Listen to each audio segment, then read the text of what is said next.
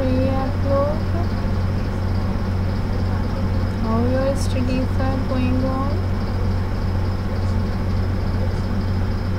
I myself, Jeevan Pratishtha Rajvanshi, working as an assistant professor in Jyoti Vidyapeeth Women's University in the Department of Faculty of Physiotherapy and Diagnostics. It is Jyoti Vidyapeeth Women's University is the first state women's university in the Rajasthan, and it is 35 kilometers outer than the Jaipur. Now, in last topic we have discussed about the accommodation. What is accommodation? What are its mechanism? What are its theory and the presbyopia? How the presbyopia is caused? Presbyopia is an anomaly or condition. What are the symptoms? What are the treatments? And so and so. Today we will discuss about the anomalies of accommodation. Anomalies means any disorder due to accommodation. So, have you read about any anomalies about the accommodation? No. Then I will tell about the anomalies of accommodation. Presbyopia is not an anomaly of accommodation. It is a condition of accommodation. It is a condition, not an anomaly of accommodation. So we will here to learn about the anomalies. First anomaly is the insufficiency of accommodation. Second, ill-sustained accommodation. Third, inertia of accommodation. Fourth, paralysis of accommodation. Fifth, excessive of accommodation. Sixth, spasm of accommodation. And seventh is the last but not the least is the accommodative esotropia. So you have read in last topic about the presbyopia causes, premature presbyopia symptoms, and you haven't read, I think, the optical treatment of the presbyopia. So listen about the optical treatment of the presbyopia. Firstly, it is a prescription of appropriate convex glass for the near work, a rough guide for guiding the presbyopic glass in an e-metrope can be made for patient's age. So for 40 to 45 years of age, plus 1 diopter is required. For 45 to 50 years of age, only 1.5 diopter is required. 50 to 55 years of age, 2 diopter is required, and 55 to 60 only 2.5 diopter is required. What are the basic principles of presbyopic correction? First one is the refractive error for distance is corrected first.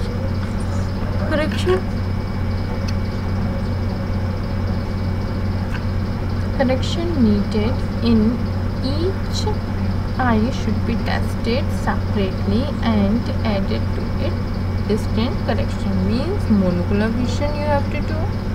Near point should be fixed according to the profession of the patient.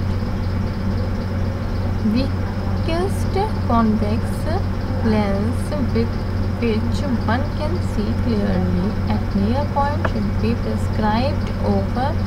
Correction will also result in astronomic symptoms.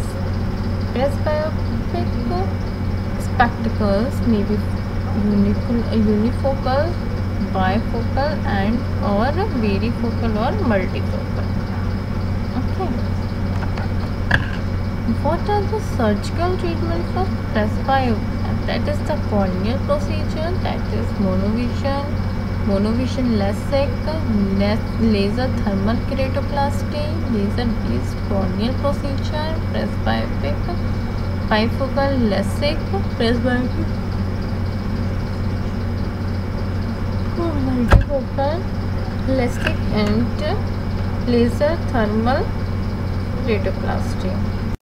Now the second treatment is surgical treatment is intraocular refractive procedure. That is the refractive lens exchange, fake refractive lens, monovision with IOLs, and scleral based procedures. Anterior sclerotomy, scleral spacing procedures, scleral ablation with erbium, YAG laser.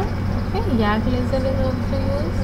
Now we will discuss about the anomalies of accommodation. First one is the insufficiency of accommodation.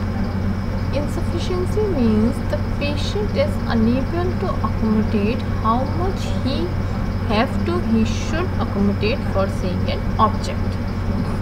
Okay. Condition in which accommodative power is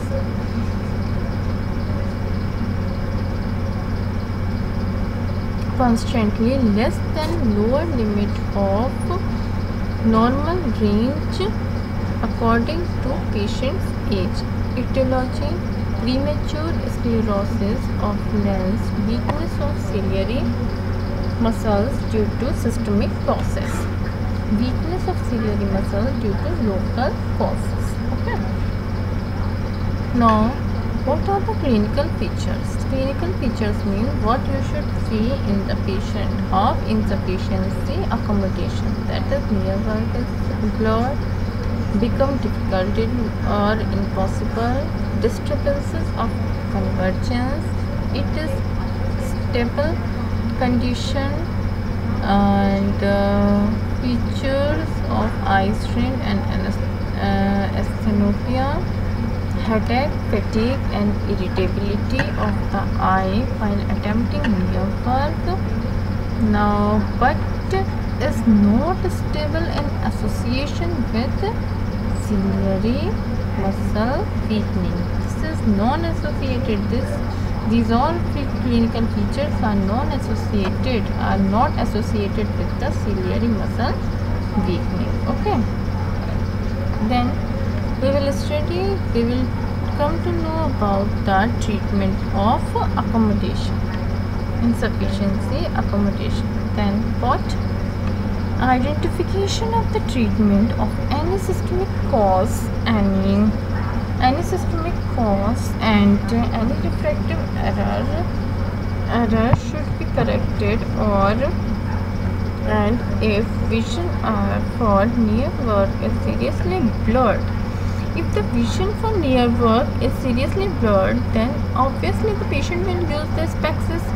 That is, he or she may be presbyopic or may be insufficiency of accommodation. If the patient is insufficient for accommodation, then the patient will obviously use the glasses or any exercise or any different therapy. Convergence insufficiency is there, then prism can be added. Prismatic correction added should bring near point of convergence to same distance as near point of accommodation. Weakest convex lens should be prescribed so as to exercise or stimulate accommodation. After recovery, addition correction should be made weaker and weaker from time to time. Accommodation exercises also, we should do the exercises also which are related to the accommodation. Okay, like the push-up exercise, accommodative exercises, or the flippers should be done simultaneously in both the eye. Even in both the eye, you should have to done in the both eye, because the insufficiency is the anomaly of accommodation which affects both the eye, not the single eye. And in presbyopia also, both eyes are affected, not the single eye is affected. Okay. Accommodation test card exercise and useless in generalized diabetic and sclerosis of lens should be done simultaneously in both the eye, even if associated with convergence insufficiency. And while doing exercises, patient should wear correction for the distance. If the patient is having any correction for the distance, then the patient should wear that correction also for doing the exercises or the therapy. And weakest convex lenses should be prescribed to the patient for the exercises and the accommodation. Weakest means lowest. After recovery, additional correction should be made weaker and weaker for time to time. Okay, have you understand the insufficiency of accommodation? Now, second one we will discuss. Okay, ill-sustained accommodation. What is ill-sustained accommodation? Ill-sustained accommodation means the patient is able to accommodate the eye, but that accommodation is not sustained. That is not sustainable. That accommodation is only for seconds, but the patient need for a minute that accommodation. That is known as the ill-sustained accommodation. Now we will study the accommodation fatigue. You can say the accommodation fatigue also. It is a situation in which the range of accommodation is in normal range, but it cannot sustain it for a sufficient period of time. Initial stage of insufficiency of accommodation, it occurs due to stage of convalescence from debilitating illness, stage of generalized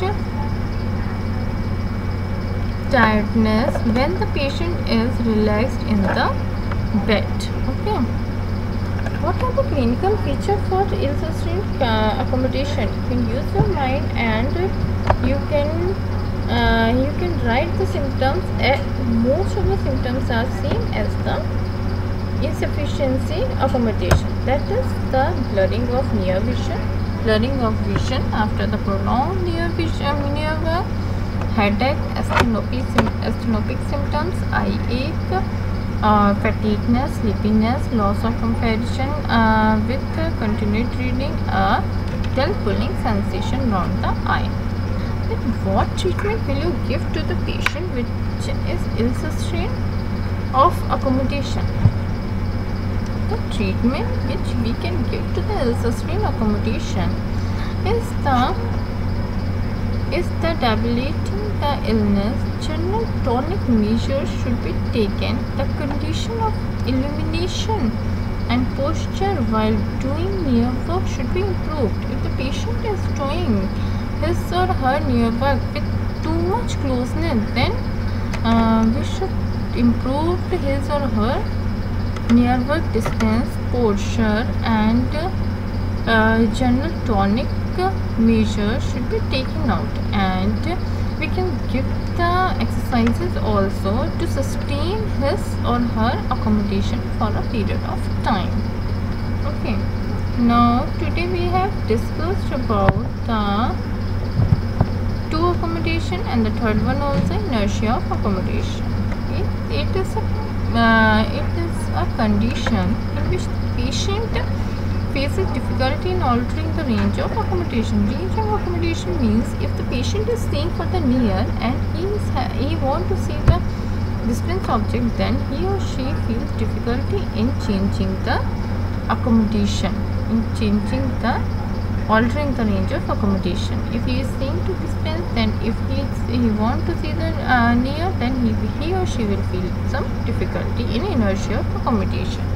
Then the amplitude of accommodation is always normal. Amplitude to make use of ability to make use of amplitude quickly and for long period of time is inadequate. In this, the patient is having the problem in altering the range of accommodation, not anything else. Accommodation, the patient is doing accommodation very well. He is not having any problem, but the symptoms are same as that of the two: blurring of vision, difficulty in sustaining the near task, fatigue, headache, eye strain, this and that. And the treatment is correcting the refractive area and accommodative surface exercise. these are the treatments for accommodation, inertia of accommodation. 3 we have discussed. Next 3 will be discussed in the next lecture. That's all for today. Revise and have a read on the lecture. If you are feeling any problem, any query, then comment in comment box. Thank you बेटा. नमस्ते बेटा. खुश रहिए आप लोग.